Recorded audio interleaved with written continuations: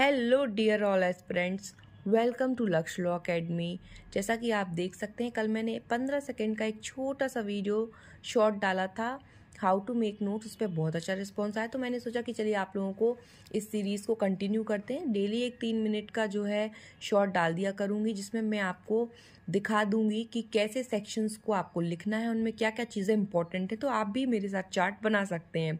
तो देखिए, सबसे पहले हमने जो है ट्रांसफ़र ऑफ प्रॉपर्टी एक्ट का यहाँ पर चार्ट प्रिपेयर किया है। उसमें हमने सबसे पहले लिख लिया कि इसमें टोटल नंबर ऑफ चैप्टर 8 है, टोटल सेक्शन 137 है। फिर हमने चैप्टर्स को मेंशन कर दिया, chapter first, chapter second, chapter पूरा 8 चैप्टर जो हमने यहाँ पे लिख लिया। डेट ऑफ इनेक्टमेंट हमने मेंशन कर दी, इसमें डेट ऑफ इन्फोर्समेंट हमने मेंशन कर दी।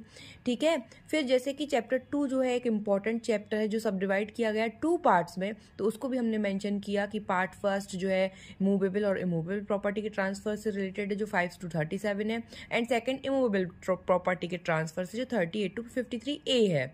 और यहाँ से एक क्वेश्चन पूछा जाता है कि ऐसा कौन सा चैप्टर है जनरल प्रिंसिपल्स ऑफ ट्रांसफर की बात करता है, तो वो है चैप्टर 2। तो ये इंपॉर्टेंट पॉइंट हमने यही मेंशन कर लिया। तो इसका बेनिफिट हमें क्या होगा, ये हम इस तरीके से चार्ट बनाएंगे और इसको लर्न करेंगे तो हमें चैप्टर भी याद होगा कि कौन सा चैप्टर किससे रिलेटेड है। कई बार पूछ लिया जाता है, जैसा कि ये क्वेश्चन चैप्टर 2 से कई बार पूछा जा चुका है कि जनरल प्रिंसिपल्स ऑफ ट्रांसफर कौन से चैप्टर में बताए गए हैं, तो वो है आपका चैप्टर 2। तो आपका एक क्वेश्चन जो इस तरीके से प्रिपेयर हो जाता है। तो इस तरीके से आप जो है नोट्स प्रिपेयर कर सकते हैं एग्जाम पॉइंट ऑफ व्यू से, प्रिलिमिनरी पॉइंट ऑफ व्यू से। ये बहुत हेल्पफुल होता है।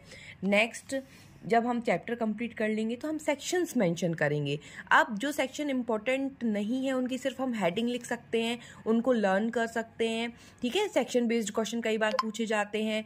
फिर उसके बाद जो सेक्शन बहुत ज़्यादा इंपॉर्टेंट हैं, जिनसे बहुत क्वेश्चंस आते हैं, उनसे रिलेटेड चीज़ें भी हम मेंशन कर सकते हैं। जैसे कि चैप्टर 2 में आप देखेंगे तो सेक्शन 13, सेक्शन 14 बहुत इंपॉर्टेंट है।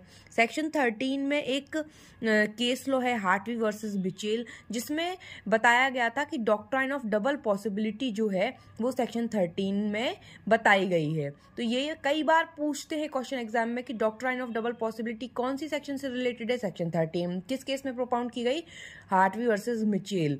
ठीक है, सेक्शन 14 में टैगोर वर्सेस टैगोर का इंपॉर्टेंट केस लॉ है, डॉक्ट्राइन ऑफ परपेचुइटी इसको बोलते हैं। फिर ये सेक्शन 18 का एक्सेप्शन है, प्लस इसको भी बेटर नेम से जाना जाता है rule against remoteness of wasting. तो इस तरीके के इंपॉर्टेंट फैक्ट आप लिख सकते हैं जो कि एग्जाम में पूछे जाते हैं। इससे आपको 2 बेनिफिट, सेक्शन भी याद और इंपॉर्टेंट क्वेश्चंस भी याद जो प्रिलिमिनरी में पूछे जाते हैं। मिलते हैं नेक्स्ट नोट्स में। Take care.